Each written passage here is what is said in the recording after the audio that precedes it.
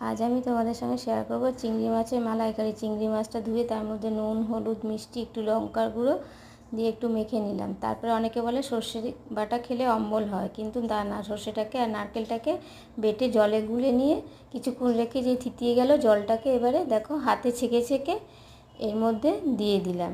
এবারে দিয়ে এটাকে ছেঁকাটা লাস্টে ফেলে দেবো।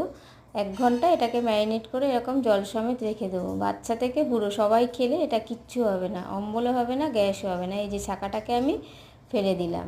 আর ঝোল ঘনই হবে। সবাই ভাবে ছাঁকাটা ফেলে দিলাম পাতলা হবে, তা না, একদমই শুকনো কড়াইতে এইটাকে এবার আমি ঢেলে দিলাম। দিয়ে এবার ঢাকা চাপা দিয়ে দেবো।